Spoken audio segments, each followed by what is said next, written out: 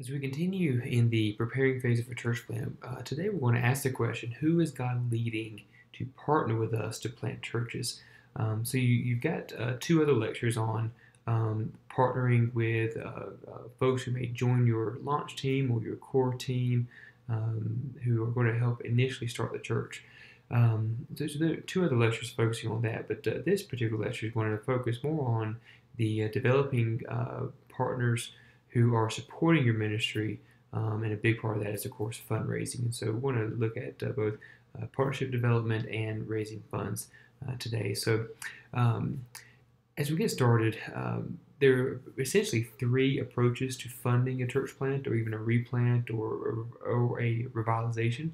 It kind of depends on what church you're at, where God is leading you, who you're already connecting with as far as a denomination or network. So there are many different ways of going about supporting a new work. There are three kind of basic general approaches to funding a new church. And essentially what we're talking about in funding is the planter's living expenses and the upfront ministry expenses until the church can become self-supporting. Now that is always the goal of a new church plant, to at some point become self-supporting, and then they can become what we call it in missiological circles, self-propagating, or able to replicate and reproduce what they have done. So to get a church to be self-supporting, that's really different in each context. Throughout the U.S., in most places, especially in the southern, southeastern part of the U.S., in the Midwest as well, it is usually anywhere from 2 to 4 years that a new church is able to get completely self-supporting. 2 years if they have a very strong launch team. The church experiences rapid, healthy growth in the first year or two, and then they can become self-supporting to where they are not dependent on outside funds anymore. That's so in other churches that take a little longer, take a little longer to grow and become self-supporting with enough members. It may take upward of 4, maybe even 5 years in the U.S. In Canada, in the context where I am, that range increases from 5 to 7 years. It's a little bit tougher soil. I've heard some say that Canadian soil, as far as the harvest, is like tilling concrete, and that's a part of Europe and most other places as well. And a lot of the U.S. is this exact same. But there's not a culture of church here in Canada. For the most part, and so things like tithing and giving and whatnot, and church membership are very foreign concepts to a lot of people. And so here you can expect it takes almost 5 to 7 years for a church to become self-supporting and established. And so in that meantime, before you get to that self-supporting part, you have to think and ask yourself, well, how are we going to be supported? How am I going to cover living expenses for myself and my family? How am I going to cover basic ministry expenses for printing things, for software you need for video presentation during the service, maybe even some salary for extra support help as you need it early on, discipleship and evangelism materials. I mean, there's all sorts of things that will cost money. If you've been a part of an established church and you've known what it's like to be part of the budget making process, there's a lot that goes involved monetarily with a church. It's just a reality. And so when you talk about planning a new church, we got to really look at the different ways of raising those funds, the different ways of being funded, and how those play out. So there are three basic approaches. The first one, and these kind of go, I kind of have them listed as far as the most rare to the least rare, I guess. So the most rare, but still is an option, is what we call the sponsoring church approach. And this is basically a church or a small network of churches. Usually that small network is 2, 4, maybe 5. A church or a small network of churches foots the bill for a new church plant, including the pastor's salary. So basically, a church says, we really want to get a new church planted in the town that's an hour away. We have a person who is ministering the church right now who is ready, and we want to pay his salary to go and start this new church, and we want to help support their ministry budget for the first 3 years. Now, this is extremely rare because there are very, very few churches that, number one, have the capacity to pay an extra salary that is not for their own church. And number two, it's often an unhealthy model because then what happens a year and a half into it, and there's some philosophical or methodological differences between the sponsoring church and the daughter church or this new church plant. And they start to get this awkward tension of, are we still going to support this person even though we don't completely agree with everything they're doing? Or it could even be that the church hits some hard financial times. An economic disaster hits their region, and in 18 months, the economy goes south, and many people have lost jobs, and people aren't able to financially support the mother church, let alone the daughter church. So it is an approach, but I don't think it's the most healthiest. It definitely is the most rare of the approaches. Usually you see a sponsoring church help support in a big way, but doesn't support 100%. The second one is a bivocational approach. And bivocational is simply a planter works a normal job outside of the local church while planting a church. And so you see many house churches and some other missional community approaches really take a bivocational, you have some articles that you're going to read that explain the bivocational approach a lot better than I. I've never been a bivocational minister, and so I am not as privy to a lot of the ins and outs and the rhythm of life and whatnot. But you got some good reading that you're going to do in this week's assignments that really explain a lot more in depth the nature and the reality of bivocational church planting. But honestly, many missiologists, including myself included, really believe that the way to advance to see a gospel movement happen is going to be on the backs of the bivocational leaders. And not all are called to that, and that's completely fine. God's not called us to that at this moment, even though I am partially bivocational, since I do have some income from like what I do with teaching at Piedmont, for instance, in this class. That is some extra income coming from outside the church ministry that is supporting our living where we are. But I am not completely bivocational because my main job, my full-time job, is a church planter with the North American Mission Board in Calgary. And but with bivocational, it really is a great approach because it, first of all, it gives the pastor the opportunity to model for the average church member what it's like to both have a work-life balance, work-life and ministry balance, and it also gives the planter an opportunity to mingle on a daily basis with lost people. This is actually an approach that my wife and I really seriously considered for a while when I was enjoying working at Starbucks, meeting a lot of lost people and getting to share the gospel on almost a daily basis and having many unsaved people into our homes and doing some really neat things. And so a job like that was given, it was almost forcing me to be around lost people because of the nature of the job. And so that's really a great benefit on a mission side. But, not every pastor will be good at bivocational ministry, depending on the type of church that they are started with, a different model, where they are. For myself, I actually can't be bivocational in Canada. My visa does not allow me to have another job here in Canada while I'm here. I can only work for a church, a religious organization, under my religious worker visa. So with that, I can't go get a part-time job. I can't split my time 20 hours working a job, 20 hours with the church. I can't do that legally because of the kind of visa that I have. Now, I can apply for a permanent residency or citizenship later on down the road, and then that would become a possibility. But at this present, I actually cannot be bivocational in its full sense. And then the last one, the third one, the most common that you see with church planting, both here internationally, locally and internationally, is what we call faith-based fundraising. And faith-based fundraising is essentially the planter raises their full support by developing ministry partners. Now, there are many other types of ministries outside of church planting that use this approach. If you're familiar with some college ministries such as Cru, all of their employees actually raise their own support. They're considered missionaries on college campuses. So they raise their own support. So they are not starting a new church, but they are doing evangelistic work and disciple-making work. It requires their full attention. Their full hours in the week are required by this job, so to speak. But the organization, in order to have more people out working, you can have more people out if they raise their own funds than if you're, as an organization, trying to pay a bunch of salaries. And so it's really a brilliant strategy in a lot of ways. Um, it's a way that my mission board, the North American Mission Board, handles the North American missionaries.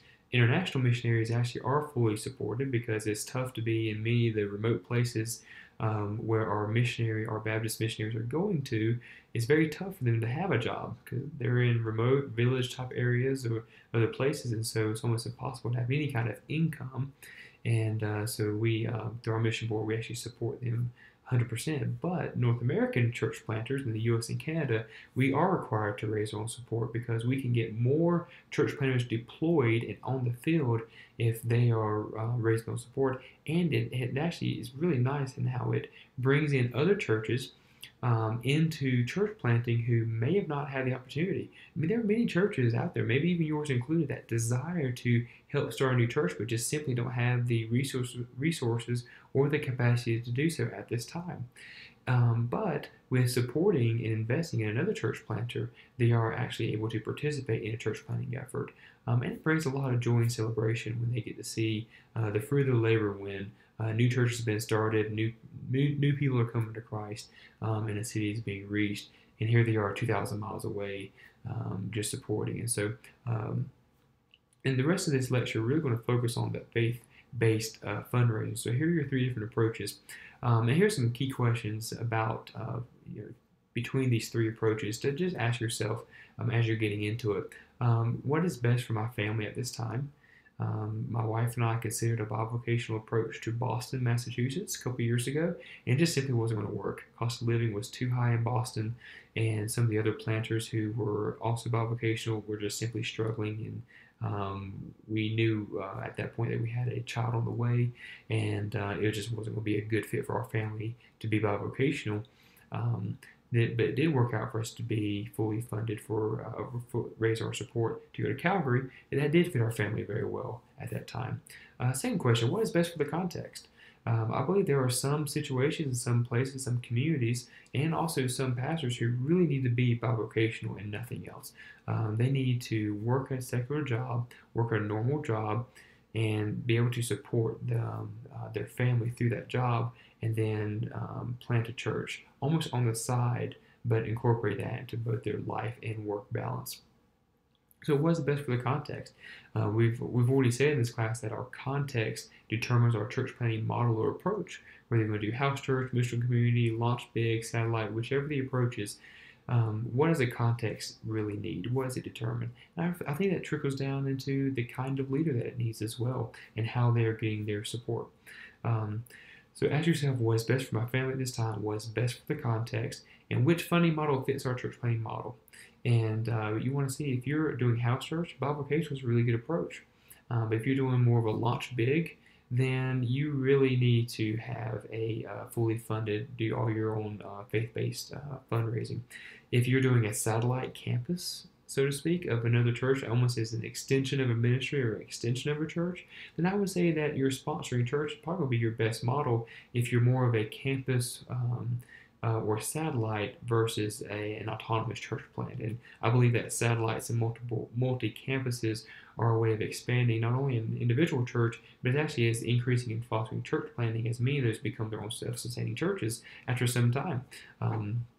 And that's actually a strategy many churches have. They get a campus started, and then when it gets to a point where it can kind of branch out on their own, they leave the nest and they become their own church, which I think is a great way. But that you would have the sponsoring model for that one. Fourth question, am I committed to the work, to what God has called us to do, regardless of the way God provides? God has called us to Calvary, and we're going to be here for as long as He wants us here. And if in the future I need to become bivocational and I have a different visa that allows me to, then of course my wife and I will explore that opportunity and see what is best for our church and what is best for our family.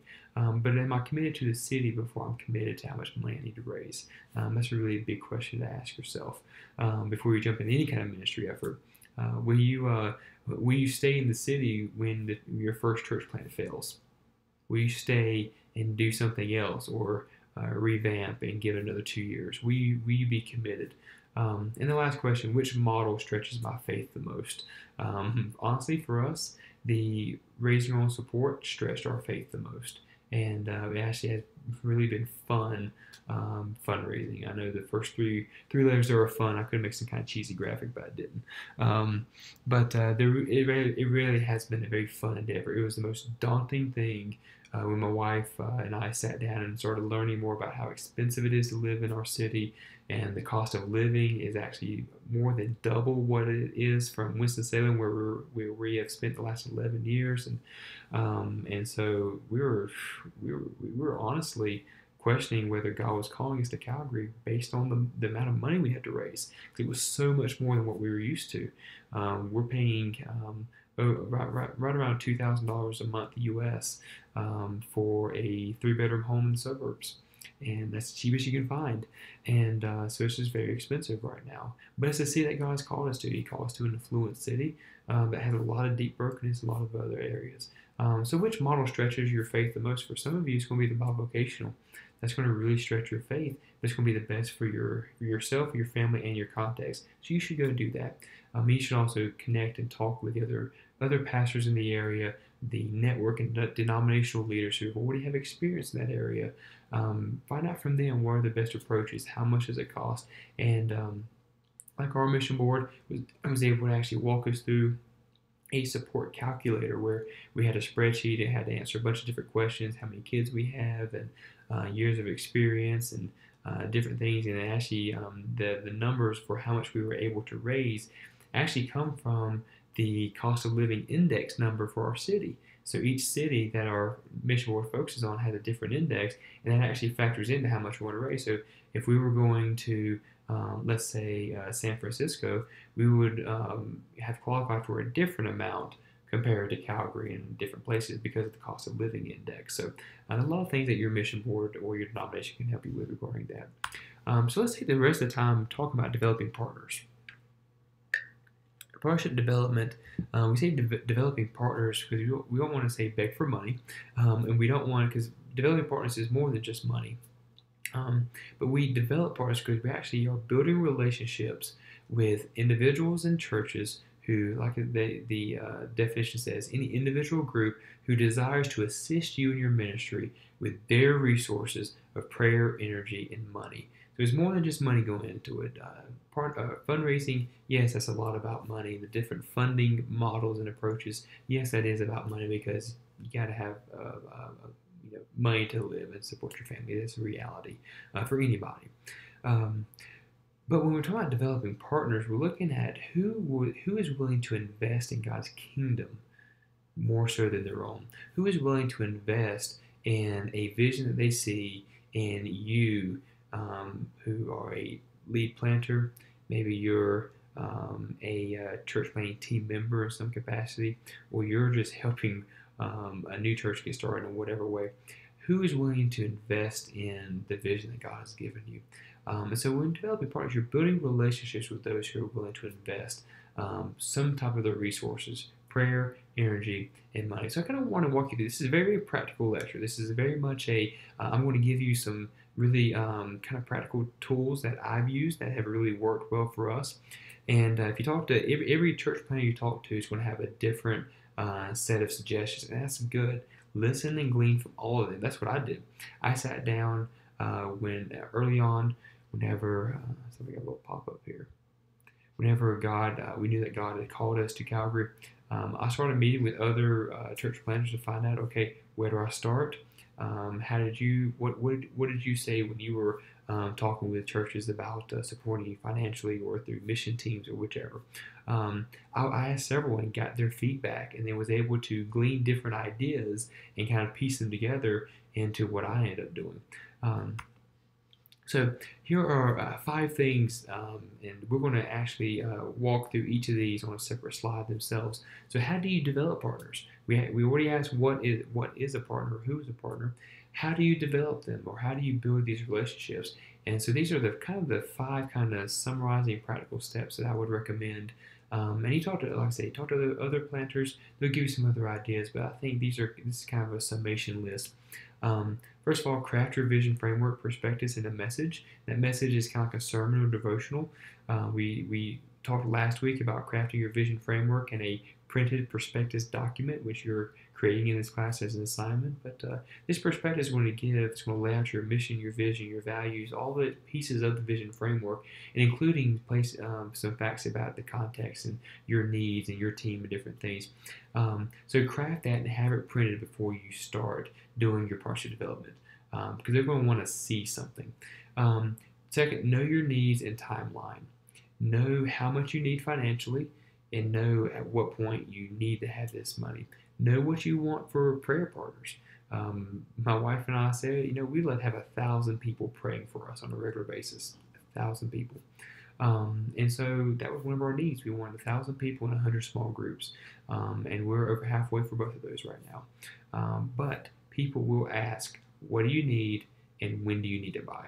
They're going to ask that. I cannot tell you how many times I sat across the table from a pastor or a friend or somebody who I was taking to lunch to either talk about how their church can maybe be involved or different things. And before I could even get to any kind of conversation about money, they would say, so Dustin, how much do you need and when do you need to buy?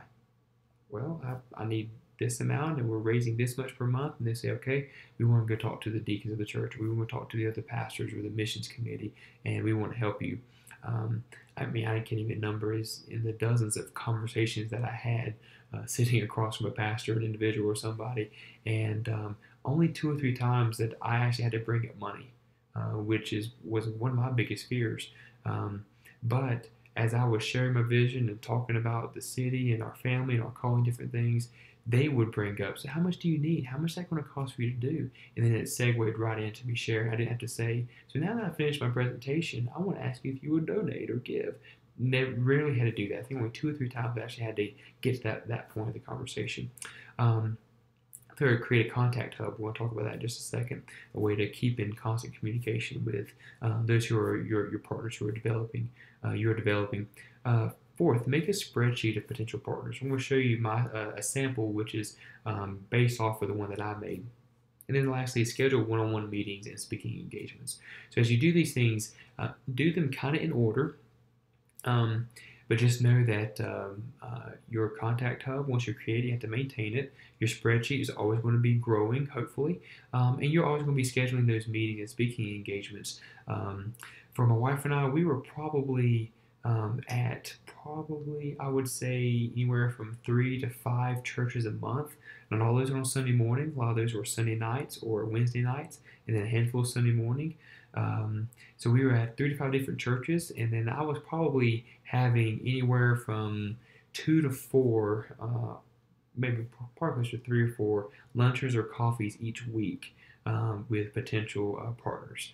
Or some mentors who were helping me with developing partners. And so it's very time consuming. And we were blessed in our time that our sending church actually paid me an intern's salary for 7 months so I could completely focus on partnership development. Now, not all of you will have that blessing and that benefit, but for us, I was able to quit my job at Piedmont. I was actually full-time staff there at Piedmont International for 3.5 years before we stepped into this church planting endeavor. I was able to quit that job back in June of 2016, and then from July 1st, 2016 through the end of January 2017, I was being paid by Calvary to not actually do any work for them. They were giving me a full-time salary to be away from the church, developing partners. I did a few things for them and did some learning and mentoring and leadership activities with them, and had an office space there. But majority of my time, probably 85 to 90% of my time, was away from the church office.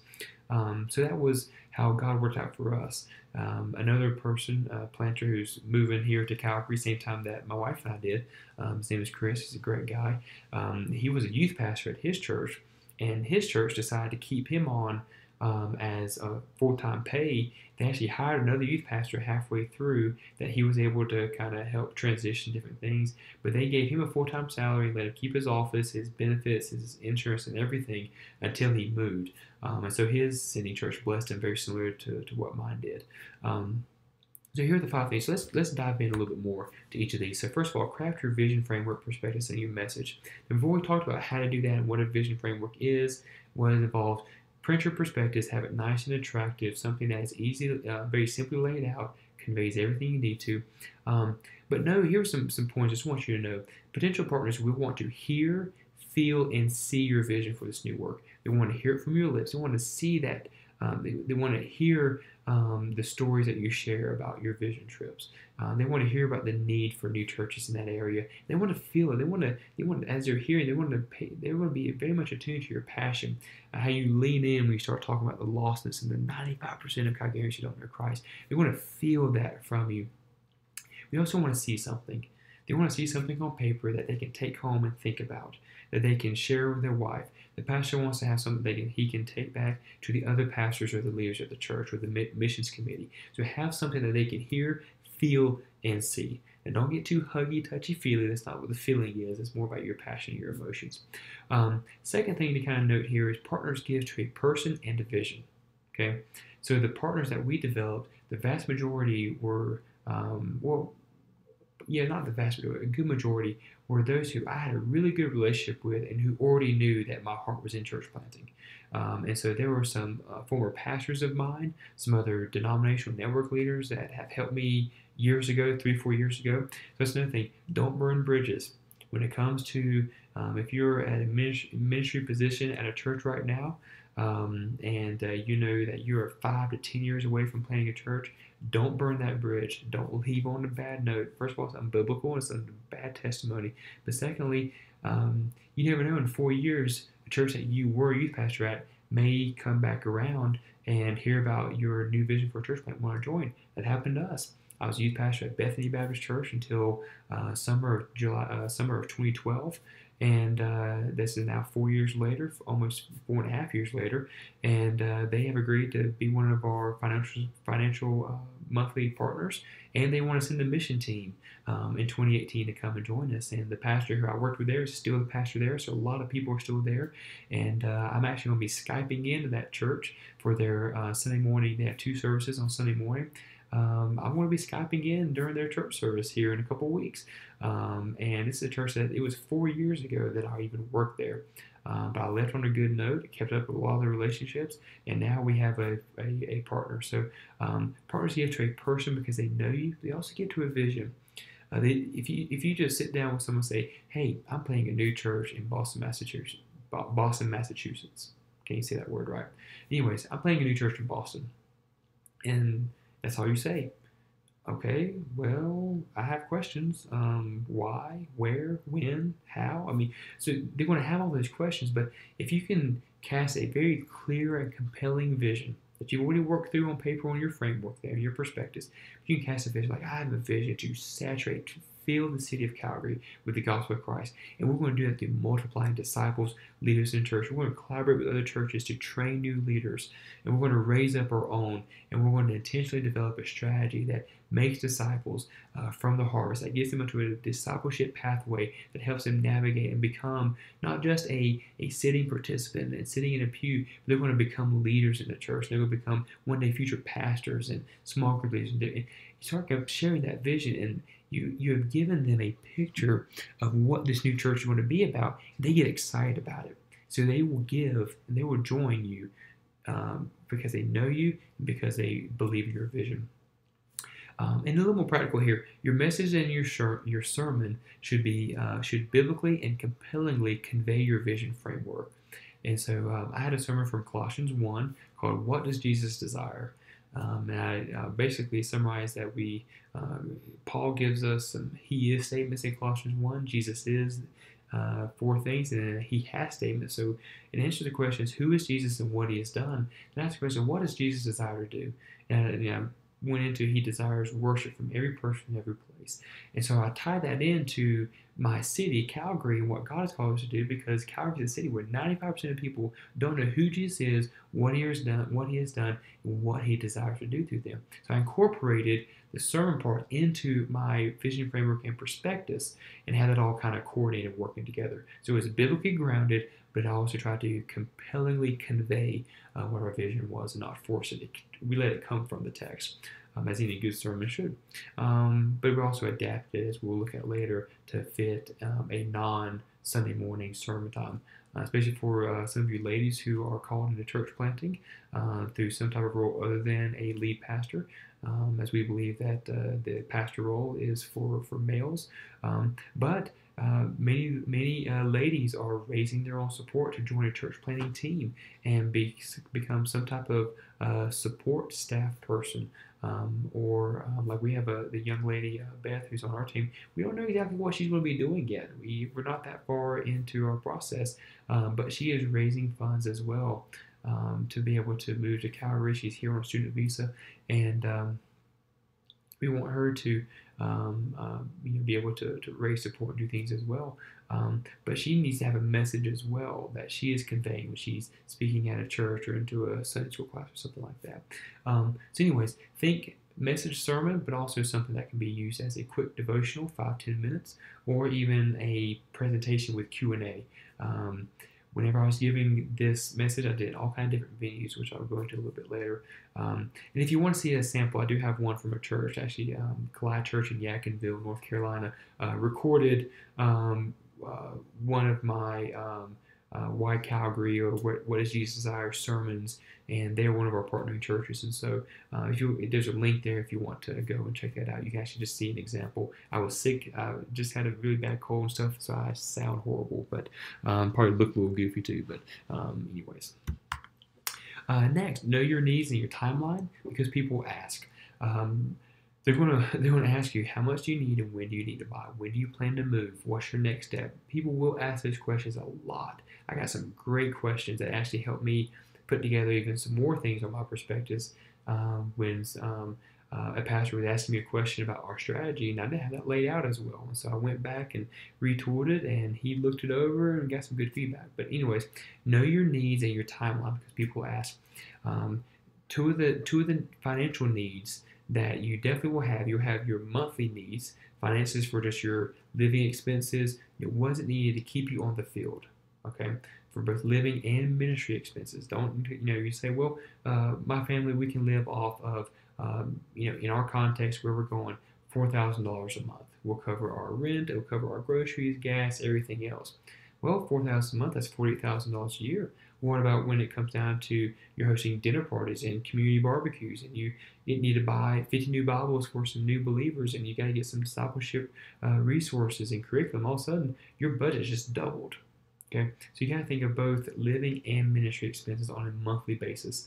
You also want to consider your one-time special needs, things for moving expenses, audiovisual equipment, vision trips, all those type of things.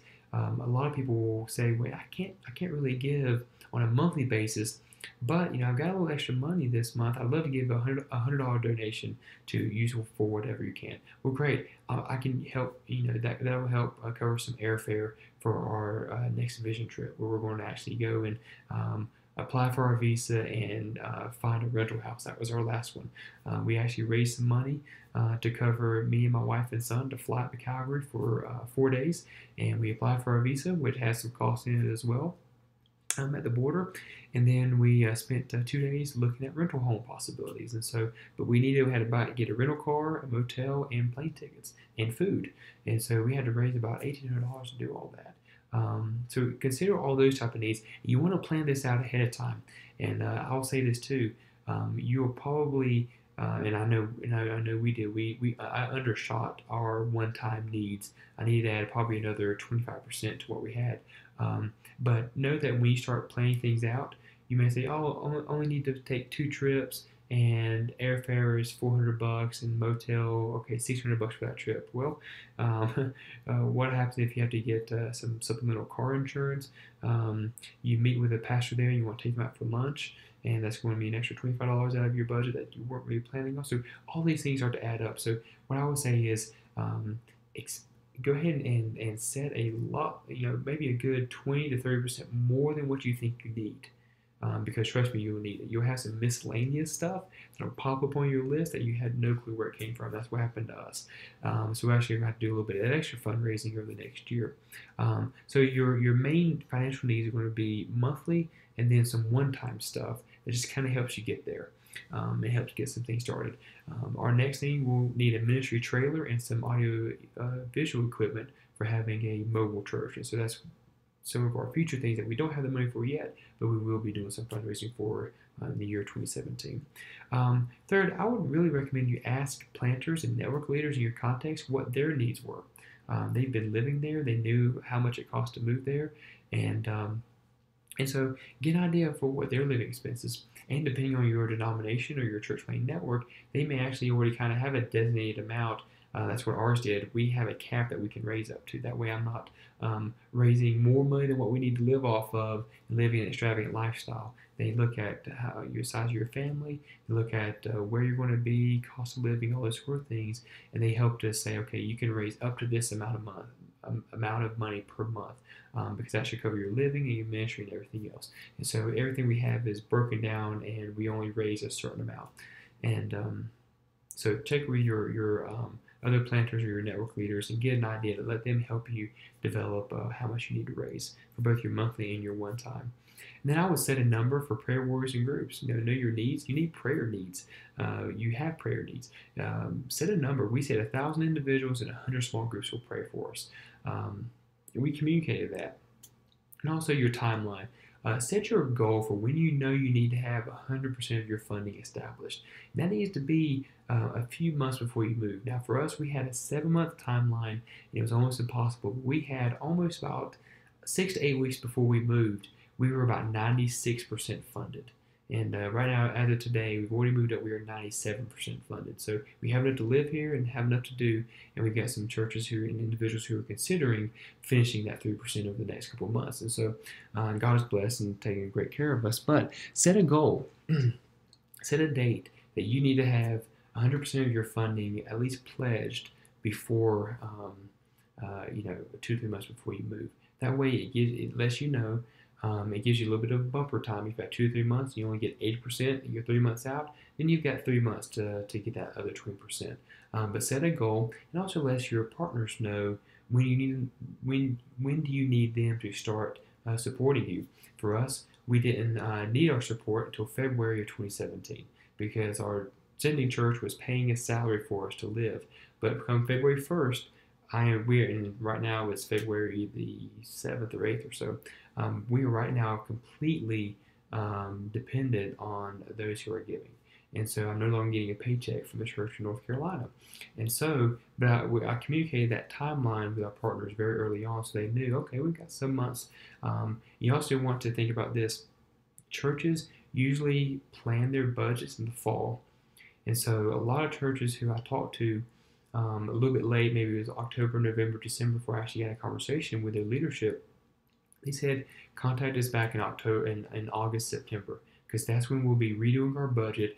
And while we're doing our budget, we'll have you come and preach or speak or something. That way it's kind of fresh in our minds and we can get it into our budget then. But we just can't do it right now. And so most churches do that in the fall so they can have a new budget start in January. And so you want to start, really by October for the next year. October 2016 really is when everything is finalized for 2017. So you want to get conversations with churches before, before the September, August mark. So that way you can get in time for them to be able to discuss, because they need time to think through it. Their mission committee and their finance committee, all these things, they need time to look through those and see what's going to take. So set your goal date and communicate that with your potential partners. Next one here is create a contact hub. Now this can take it a couple of different ways depending on which kind of software and social media, that sort of thing you use. So here, create a website and or a Facebook page. So I'll show you ours. There's our needs. Sorry, this is our needs. I should have showed you that on the slide before, but I had a little pie chart that shows what percentage is going to different things, so that 100% of what we're raising $9,000 a month in support, but only 53.5% goes to our living expenses. So it kind of gives people an idea of what all is involved. And we have 15 partners who can give 50 and 10 who can give 100. And we kind of had it mapped out so where if we met those goals, we knew we'd be 100% funded. And it has a link and everything. Anyways, this is just a snapshot from my perspectives. But we're talking now about creating a contact hub. So let me show you the website and Facebook page that we created. So this is a simple website that I made. And I actually had a friend help me do using WordPress. I bought the domain name for something else actually, and just kind of using it for right now for this church plant. But we just basically created a simple web page. It has a little bit about our vision for the city. Here's our basically it's our prospectus put into a website. So we have our vision statement, our mission statement, with a little bit more explanation, along with our values and our strategy, so people can actually see the whole gist of what we want to accomplish in Calgary on the home page. This is all on the main page. You also can click to begin. It just takes you right there. But we also have a page for why Calgary. It gets to know our context a little bit more. And so this is some of the facts about the city. Here's some of the good things. And then there's the need. Then our team, which is a little bit more about my wife and I, a little bit more of our story, what God's doing with us. And then the lady, she's younger than me, the student who has moved up from Calvary Baptist, had her send out, type up a little bio type thing, and she's on here as well. And we also had, this is a good thing for you to put on both your prospectus and your website, Facebook page. I had different leaders who I knew and who were really invested in us type out a quick little kind of like a promo blurb type thing. There's a name for it, I can't remember. But anyways, so Rob Peters, who was the pastor at Calvary Baptist there in Winston-Salem, who was our main sending church, he just typed out something very nice about me and the family and the excitement that he and the church has for getting us to Calgary. Then I had another leader at Christ Together, who was my former pastor. He's the executive director now. Had him type out kind of an affirming note, and also one from our local director of mission at the Pilot Mountain Baptist Association. Now, these are all three men who I've worked a lot with in different capacities in different ways, but also have links to their websites, so you can go and check that they're a legitimate organization and whatnot. But what this does, this actually lets other pastors know there's some legitimacy to this person. Because if these other pastors and leaders are supporting them, and they can go check their websites, different things say, you know what, then maybe we can support them as well. So it kind of gives you a little more credibility with potential partners. And also under our team, we have our timeline laid out, which is very kind of simple. We're in the preparing phase, launching phase. I don't have the envisioning phase here, because we kind of haven't really done it by this point. And then we've done the preparing phase and the launching phase. Because the establishing phase that we'll get to in this class later is a little more for us in-house. These are the main key phases and timelines that we want to convey. Then we also have, this is key, you want to have a very clear partner page. How can they join you? So if you point them to your website, then make it easier for them to be able to partner with you in some way. We ask for our partners to consider praying, coming, or giving, or all three, or two of the three, whichever. So pray, if you're a Sunday school teacher or small group leader, will your small group be one of the 100 praying for us on a regular basis? Or will you be one of the 1,000 individuals praying for us? What that simply means is sign up for our email newsletter, be in communication, and just commit to pray. So we ask them to pray, then come for a week on mission. Come bring a mission team and help us in Calgary, lay some groundwork in our new community. And then we also ask them to consider giving. Would your church consider giving financially to support our ministry? So we ask for pray, come, and give. And you can word that however you want to. That's kind of generally what most I've seen summarized as something along those lines. Because you don't want partners who just give financially. You got a lot of people, the vast majority of our partners are our prayer partners. And one of our values is that every move that we make depends on prayer. And so we want 1,000 people praying for us and praying for the lostness in our city and praying for this new church that's being started. And so there's, the money and the mission teams, all those things don't matter a bit if it's not being soaked in prayer. If you do not have prayer warriors at your sending church and churches all over the country praying for you, if you're not updating them and letting them know how they can pray, then you're really not going to go anywhere. God's going to bless as we pray, Luke 10:2. And so here on the page, this is our partner page, and it just really explains what does it mean to partner with us. Pray, come, and give, and then also have our giving options. There are 3 ways: credit card, that they can do a monthly recurring, a check to our mission board, or with an electronic funds transfer or bank draft type thing. And here's another thing too. What we did, we created a website. We also created a MailChimp, and so I have listed here how they can actually subscribe to our newsletter. This goes to our MailChimp. So they fill this out, and at the bottom they check, I'll be one of the 1,000, or maybe my small group will be one of the 100. I like information about a week on mission. I have a ministry skill useful for training leaders in Calvary. I like to give a one-time financial gift. I like to support your family financially on a monthly basis. They click all those, they fill in their info, click those, and it goes to my MailChimp. And MailChimp is a great tool to basically do email newsletters. But as they fill that out, they get onto our email newsletter. So when I send this out, right now I'm doing this about every other week. I send out a newsletter, and I kind of update on what things are going, what's happening. This is a template from an older one, but here's what the Connor family is doing right now to prepare for moving to Calvary. And my next update that's coming out later this week is going to be, hey, we've moved here, we're settling in, we're getting to know people, kind of that kind of update. But we have prayer points, and we have those listed, and we also have a way they can actually click and actually download our prayer card if they want to, and print that. And it has just some simple social media links. And this is the edit. It doesn't actually look completely like this. I can actually show you a preview of it. There you go. So here's a preview of what it would look like when it comes into your email when you open it up. So it's nice and clean, very professional looking. At least I try to make it professional looking. Has a click to give button that is key. That goes to our online giving page. Also have our website linked. Our website is listed in several places. You can go up here to click it. You can go to right here and click. Or you can go right here as well and go to our partner page. So we have multiple ways to incorporate the website into our email newsletters. Then also in the bottom of my newsletter, I always have a thing about what our City Church is doing because they're supporting other church plants in the area. So I have a little update, and the bottom has our mailing address and whatnot. So I kind of jumped to the MailChimp Constant Contact, but you want to make sure that your sign-up link is visible everywhere you put it. On the website, your Facebook page, wherever, make sure that that little form they can sign up for. Now, I actually started with a Google form. It was free, and it went to a spreadsheet, and I would email them manually. But when you get to 70, 80, 100, 200, 300, 400 people signing up, doing the MailChimp was free, and it's very easy to do. The main thing, this is kind of a little side note, but whenever you do create a MailChimp, you want it to not have like a @Gmail address. You want to have it at more of a business type email. So that's why I use my domain, Christen City. So my email is dustin@christen.city as the email for our partners. That way it doesn't get stuck in as much spam.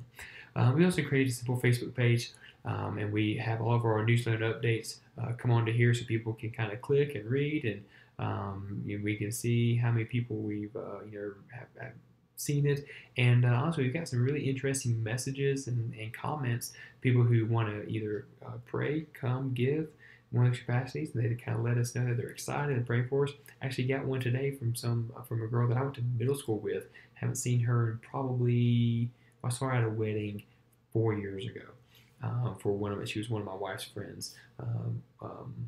Went to school with my wife more than me. But anyways, she just sent a Facebook message earlier today. Just said she was keeping up with us on Facebook and saw what God was doing. Is really excited how God had led us to Calvary, and that she is there praying for us. And so just using social media is a great way. I'm not really using Twitter right now for anything, other than kind of reposting some of this stuff from Facebook. But you can also have an Instagram or Twitter page, depending on what you want to do and how you want to use it. But you want to have a place where people can find information about your church and what God is doing. So we have our vision stuff here. We have our link to our website, and a lot of people just interact here. So that kind of covers your website, Facebook, and MailChimp type thing. Now, so there's the digital kind, but let's incorporate some of the print things. Two things you definitely need to have printed and you need to have made and printed are your prayer cards and the contact card. So let me show you just an example of ours. And you've seen these prayer cards probably at your church on like a missions wall or something. They were so good to have. I can tell you how many people have come up later and said, I love your prayer card. I have it on my fridge, and I pray for you every day when I go and when I wake up and start, making my breakfast and things. I see your card, and I pray for you and your family. That means a lot to us. But they had to have something. Remember, they want to see something too. So we have a prayer card, and our Sydney Church actually helped us design this. So here's the front of our card. We had a professional picture done. This is actually for our son's this was his 1 year baby pictures, but it was a great picture of our family, so we used it. And then we had a graphic designer overlay the other things, and so we had 3 prayer points. So that way, when they see it on their thing, here are the 3 things over however many decades God has us in Calgary. Here are the main things we want to be praying for. Pray for the multiplication of disciples, leaders, and churches. Pray for collaboration of churches for gospel saturation. And pray for the preparation for the first church plant in early 2018. So just pray for those things in general. And our email newsletter prays for things like, hey, we're leaving in a U-Haul. Hey, please pray for this family. Those are more kind of the nitty-gritty type prayer requests. These are just the kind of general big picture ones. And it has our name. And at this point, we actually didn't have the website built yet. When these were printed and designed, we didn't have the website ready, even close to being ready. So we just stuck our Facebook page because it was simple and easy, had the same content. So we had that on there. Here's the back of the card. Now this is something that I just kind of started doing out of necessity, and I think it could be a really good idea for you as well. So this is the front of the prayer card, and this is the back. So when they take it, you not only get the prayer points and the picture of the family, but on the back of it, if they say, you know what, I do actually want to give a financial gift, or maybe contribute on a monthly basis, we put all the ways that they can do it on the back of the card because they're taking it with them. And so as I'm speaking in churches, I will say, hey, if you want to consider giving, on the back of your card, there's some options for you. We'd love to have you, we'd be humbled and honored if you would partner with us. So I have the 3 different ways that they can give, and then I also have all my contact info on the back of our prayer card, email, a phone number, and if they want to connect through Facebook. So have all this on your card because that's what they take home with them. You want to give them all the information out. If they wanted, I could have had like my 7-page prospectus printed and handed to them, but this is just a simple card they can take, put on their fridge, and then if they turn it to the back, like, oh, I can, give a gift. So those are our prayer cards. Now, sorry, I clicked it and didn't mean to. Well, at least the link works. So here is our partner card. Now, this is a card that I use when I would speak at a church or in front of a Sunday school class or something else, and basically I wanted to capture their info. And when people are sitting there, what I found was they were less likely to go to a link that I had on my PowerPoint and sign up. They were more likely to just fill out the card as you were handing them out. So I'd have the ushers at the beginning of the service. I'd talk with the pastor, say, hey, how can I get these distributed to everybody? And obviously there's no obligation, but if you wouldn't mind, give me some of your contact info, especially your email. This will put you on our email newsletter list. And it had the check boxes that are the exact same on the website as you notice here for praying, coming, and giving. And so they could check that. And I would say, and please, put that in the offering plate when it passes, or leave it in your seat. I'll pick something. I would work with each church or pastor individually to kind of see how I get these back. But these they take with them. Okay, the prayer card they take, the contact card I get back after I've spoken there. And this was so. I've got a whole box full of filled out ones. We kept all the ones that were filled out. We kept them all, and I would manually type them in to the MailChimp so they can be added to the email newsletter. But I kept all of them so that we can even go through and look at different ones and even pray and see how God blesses with a lot of ministry partners. And a lot of people, we had so many who started giving to us on a regular basis monthly who we had never met before. They filled out the contact card and just said, I'd like information. I'd email them the information on here's how you can give, and we'd be honored. And if you have any questions, let me know. And all of a sudden, they're starting to support us, $15, $20, $50 a month. And so that was a really cool thing. So definitely have prayer card and partner card. And then communicate often with your partners. You want to make sure that you are in constant communication with them because they're excited. They were excited to hear you when you came and spoke, or when they sat across from you at the coffee table or the lunch table and heard your vision. They want to keep up with it, thought they're continually a part. Next kind of practical thing is make a spreadsheet of potential partners. Do this early on, and then know this list will grow. Add new partners as they come, and don't delete partners who say no or not now. It may be in a year or two, their church is in a better financial situation, or the pastor gets to know you a little bit better and say, you know what, we do want to consider that. I actually did have this happen. There's a church that I started talking to, and they were saying, no, we really don't know you that well and different things. I said, okay, that's fine. And then a couple months later, I got to know the missions pastor. Took him out to lunch, just got to know him. Actually, he was helping work on something actually different from this. And the more he got to know me, last meeting I had with him and some other pastors, he came up afterward and said, I want to talk to our church about maybe supporting you guys. I think we should. Okay, great. So I didn't take him off the list. I put down that he was probably a not, not right now, but I didn't delete them. Include sheets for keeping track of income and expenditures, and celebrate when God grows your column. So let me show you an example of all this, because it's good to kind of see. And this is one that I just kind of made on my own from scratch. I'll make it a little bit bigger for everybody. Let's see.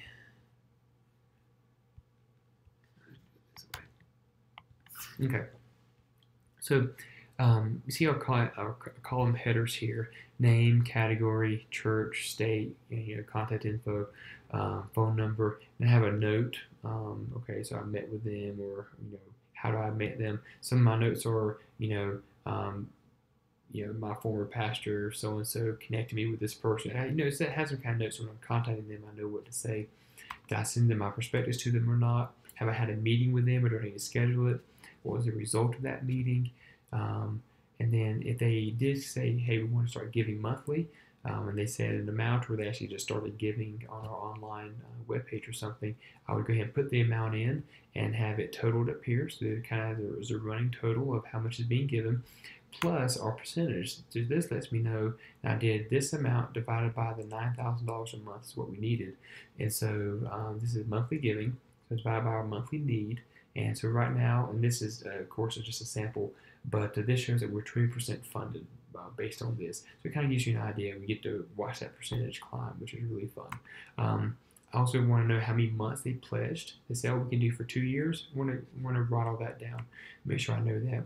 When do they plan to start? We had some church partners actually started last September. And individuals who just want to say, hey, I know you're traveling and you got some trips coming up. I'm gonna go ahead and start giving to you guys monthly, even though you haven't moved there yet. And that helped us so much. So write down, make sure you catalog when their first month of giving was, and if they give a one-time gift. Now some may give monthly, and some give either or, a one-time gift, or some may give both. And so our one-time gifts, again, have that total up here with a percentage of how much of our total. And we actually said we need about $40,000 for startup. And so this lets us know with these gifts, we were about almost 12.5% there to our goal. And so let me show you a little bit more about some of these kind of categories. So we said, you want to have individuals, you have churches, pastors, maybe even some networks and denominational leaders and different ones and other groups, and maybe even some local businesses who may want to support you. And so I have them as categories. And so you see I have these are all made up. These are all completely made up. I didn't copy from my own because I didn't want to invade anyone's privacy, so to speak, or lay it all out there. But so here's just kind of a sample, an example. The categories I have are Church 2018, which means that they said, we can't this year, but maybe next year. An individual special basically meant that they wanted to give a one-time gift, or they did give a one-time gift. A church, self-explanatory. Individual monthly is different. So individual special said, hey, I want to give you guys a one-time $500 check. Oh, awesome. Thank you so much. It's going to help us. And then some say, I want to give, $25 a month for the next, 2 years. Okay. So I categorize them as individual monthly. And then if there was maybe a network or other kind of denominational group, I gave them this category. Now, why did I do that? Well, I'm glad you asked. And this is Google Sheet. You can do this with Excel or something else. I prefer Google Sheets for everything, so I can access it anywhere. And you have access to this, and you actually will have to make one of these for your Perspectives project. But you can go and sort. You data, sort range. You check that your data has row, it has a name. Do it by category. Then I can say, oh, here are my different churches. So I have a list: First and Second Baptist Church and Fourth Presbyterian Church. Have all they're all churches that are thinking of doing things right now. That I can scroll over and say, okay, some of them are confirmed, and some are discussing. I'll say, I want to see the results, and now I'll go and say, okay, data, sort, Let's look at the results. Then I can see, okay, we've had that many confirmed, and we have this many discussing, and so the spreadsheets and the categories help you for sorting things and kind of keep track of everything. And here's one of the really fun things for us. When I made my first spreadsheet early last summer when we knew God was leading us to Calgary and I was making some transitions, knew that partnership development was coming up. I put together a list that had about 70, 75 individuals and churches and denominational groups who I had a good relationship with, who I thought would be interested in supporting us. Had no clue at the time. So that list grew from 70, 75 to 116 as God brought people from new churches who want to support. So it's really cool is a lot of people on our list, people who we never met until we started this process. We've had people come out of the woodwork literally who have given us large one-time gifts or have just surprised us and shocked us with wanting to support us monthly. And so just like I said, just celebrate how each column grows and what God does there with a simple spreadsheet.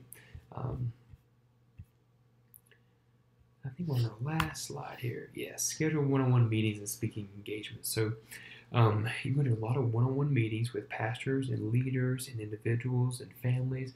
We had some families over for dinner. Some invited us over for dinner. Had a lot of, I basically kept Starbucks in business with coffees that I would schedule. Sometimes I'd have back-to-back coffee meetings with pastors if it was in the same city, lunches, different things. But you want to go ahead and start scheduling those. You want to get on church calendars quickly. So I started all this in July and knew that from Thanksgiving through Christmas is just going to be shot. Churches are extremely busy. There are a lot of other things going on. So I try to get a lot of my speaking engagements for August, September, and October. And then I did a handful in January as well. And so I try to plan a lot of those speaking engagements, Sunday morning sermons and different things at that point. So anyways, know you have to schedule a lot of those. So start, just keep in mind you have to do that.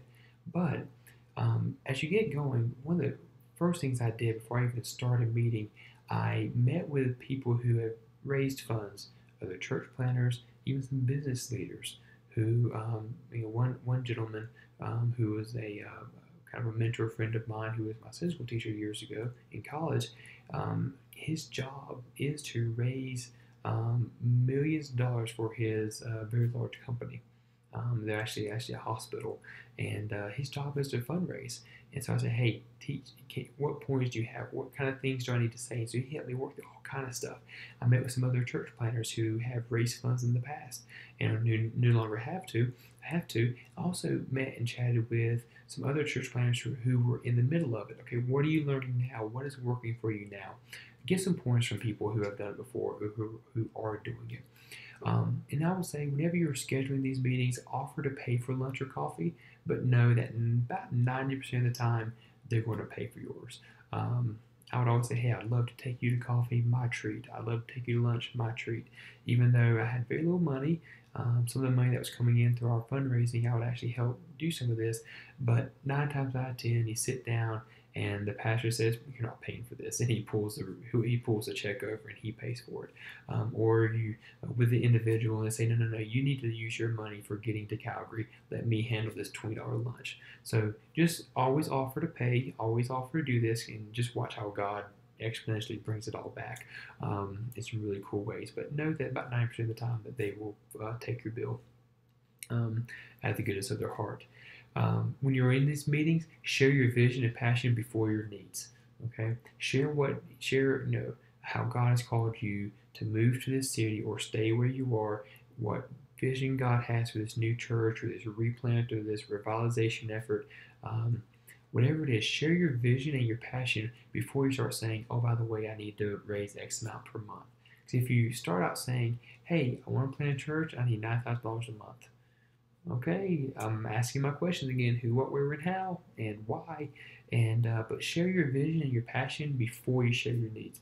Share stories of other partners. This is something that really helped us because it gave kind of that credibility again, but also kind of showed how God was blessing in ways in ways we did not deserve. So we had a young couple who my wife and I actually were in a youth group with. They were about 3 years younger than us. They're from our hometown, and they sent a Facebook message to me one day. Said, "Hey, what's your mailing address? We want to send you a card. We heard about you moving to Canada for church planting. Just want to send you a card." "Oh, great, we'd love to hear from you. A card in the mail is always nice to get. Send me the address." The card came in the mail with a $5,000 check. $5,000 check just because they said we were just proud of you. And they are 26 years old. Young married couple, may be married a year and a half. The husband is a phlebotomist, part-time at the hospital, means he draws blood, and he works in the meat department at a grocery store in their town. And the wife is a hostess at a restaurant. And how did they get $5,000? Well, I think they had a family member passed away and got some inheritance, but honestly, I don't know. But they just blessed us with a gift.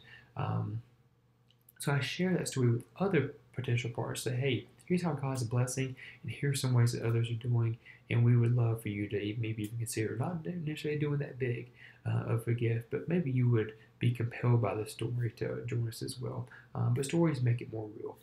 And last, but of course not least, when you're writing this sermon that you're going to be using at your speaking engagements or your talk, presentation, whatever you call it, write it based on your vision, framework, and perspectives, but adapt it for various venues. So the different places that I've shared this kind of message about Calgary, I've done a Sunday morning sermon where I did a lot more of the sermon part and less about the Calgary part. One church had me do Sunday morning and Sunday night, so I did the sermon part Sunday morning, and I did more of a presentation with Q&A, a little more involved Sunday night, and a little more of a more intimate setting. I've done it for Sunday school classes and for youth groups. I've given this as a discussion in a Bible class at a Christian high school. I've done it for a men's fish dinner at a restaurant, and was able to share. And so I'm at the end of the table. We ate really well. We ate, and there was about 20 or so men who were from that church. I got to share a little bit about our calling. Got to share a little bit more of a devotion than a sermon. And then got to do the kind of presentation with Q&A, and it worked out great. We got several men who joined to be our prayer partners, and some handed cash afterwards, saying, "Hey, we just want to help you pay for your gas to come." Really, really great, sweet time. But it was this. I used the same message in all those different venues. So I had a PowerPoint that went along with it if it was appropriate. I didn't always use the PowerPoint. A lot of times I did. And so when you're creating this sermon, just realize that you may give it more of a devotional, you may give it more as a full-length sermon or a presentation, or you might just have to incorporate it into your more of a Q&A time. So whichever it is, just keep that in mind. I think that was yeah. And last but not least, simply pray, have fun, and watch God bless beyond what you ever imagine. The task of raising funds and partial development was the scariest thing for me and my wife. And after we've done it for 7 months, or on the other end of it now, it was one of the most blessed times of our lives. We literally had fun. When you go and you talk with an individual or church or somebody, and you start sharing your heart, and they say, "Well, how much do you need, and when do you need to buy?" Well, I'm glad you asked. Well, here's what we need, and here's why. And they come back and say, "Okay, I'm gonna talk to my church. I'll have you an answer in 2 weeks." Oh, awesome. So you go from 0% funded to 97% funded, on our way to 100% funded. It's just really, really cool to see. I also say as well, be surprised how God brings, who God brings, and what He does. We have almost a combination. Beginning of this lecture, we talked about the three kind of general approaches of, the sponsoring church, the funding model, sponsoring church, bivocational, and a faith-based funding or raising your own support. In a way, we've kind of incorporated all three of those. We have a very strong sending church who is giving a very large percentage of our monthly needs. Not all of it, but a very good, healthy part that's really helped us get up here and stay up here. Um, I'm making a little bit of extra money from teaching at class, so that's a little bit about vocational, but not completely. But that's also helping pay bills and different things. And then for the most part, we're raising our support. So kind of a blend of all those. So there's not one size fits all. But you'll start to, as you get into it and start crafting your vision and listen to what God is leading you to do, it'll come clear what you need to do, and then you'll have fun doing it. You'll look back and you'll be able to journal and celebrate looking back just how God blessed in ways that you did not deserve. And so that concludes our discussion on developing partners and raising funds. And like I say, you have some extra articles there in Blackboard that will kind of help you read about some bivocational models for funding church planters and some other things as well. You also have two great lecture conversations with two planter pastors in Winston-Salem on how they recruited their core teams. And one was recorded about 4 years after the team was already developed and recruited and whatnot, and one was recorded while the planter was doing it. And so that was kind of neat to kind of hear from his perspective on how it was going right now.